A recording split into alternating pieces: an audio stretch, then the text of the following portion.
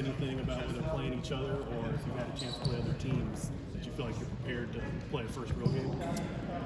We've certainly learned every day, and scrimmaging, whether it's ourselves or another opponent, we learn a little bit more every time we do that. Certainly we realize that we play in less than a week, and the focus of our practices now are trying to do the things so we can put it together next Tuesday night. So yeah, we think we're taking steps. Hey, listen, when you're in a transition, everybody's new. If they gave me like 90 more days to practice, that's probably what it would take to feel good. But it's not due to anything that they're doing or I think our coaching staff's doing. I just think there's so much to do.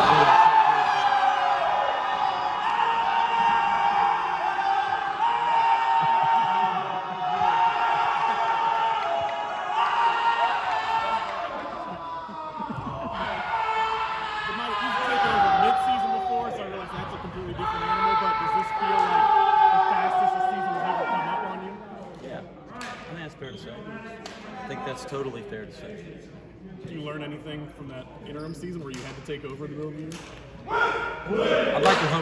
I'd like to think and hope that I've learned from every experience, right? Usually from failure more than anything.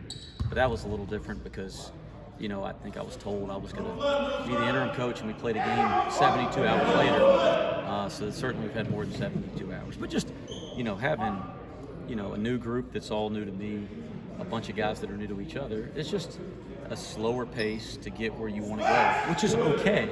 But there's some things we just don't have in yet that I'd normally like to be prepared for going into the first week. We don't have that stuff in, but we're going to focus on the stuff that we think matters the most to make sure we're prepared to play. You mentioned, it's a new group. Is there still room to improve as far as chemistry goes, or do you guys think that you're pretty set going into the season with the game? We have a lot of room to improve. And if I ever say that there's no room to improve in November, we're in big trouble, guys.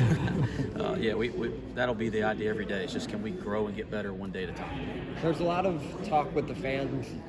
Engagement. This campus is really rocking right now. Talk about what it was like with everything going on this campus, what it's going to be like to have that transition to a full Fifth Third Arena for your first game this Tuesday. You can feel the energy, right?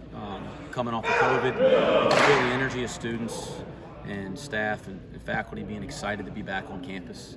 I think everybody feels that, just being around people again. You certainly can feel the energy around athletics, certainly with football. And so I think we understand it's going to be pretty neat to have Fifth Third full next week. We feel that. We're excited for that. We're ready for that. And we need Fifth Third to be loud enough to help us win a couple extra possessions. It's been neat being a part of this from August till now and kind of feeling the energy as you mentioned. We got Michelle Clark-Hurst's thoughts on game day being here. What do you think of how big that is for this campus and this city? Unbelievable. I mean, the premier show in college football, they pick one place a week that is the most important place that week. I think it's great for our university. It's great for our community. It's great for our athletic department. It's great for our football program. And I think it says a lot about what our football program has done. And one thing we're going to talk to our guys a lot about is it's not just what they've done over the last couple of months. It's what they've done over these seniors that they have and these juniors, what they've done over the last 3 or 4 years to get to this point. It's a culmination of a lot of work and process. So I think it's extra special, and we're excited to experience it.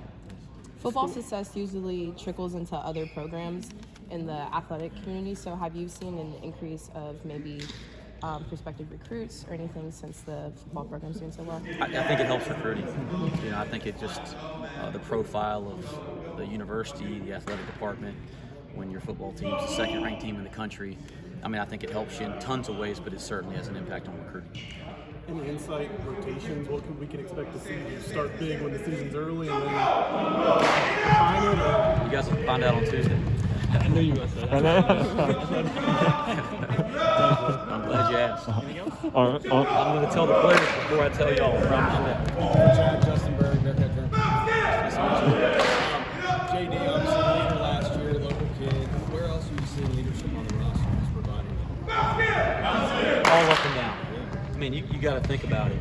Every single player on this team has played college basketball, at least for a half a year. COVID counts as a half a year to me, but at least for a half a year, we don't have any freshmen. So everybody just has leadership in their own way. And I always believe if you help us have a great practice and grow, and you think about our team, you're leading. And I think guys have done that throughout the preseason. So with leadership in lots of different ways. Are there any games on the schedule that are sticking out to you right now? The one Tuesday night is the next one. And you can ask that question all year, you get the same answer. Thanks, guys. Thank you.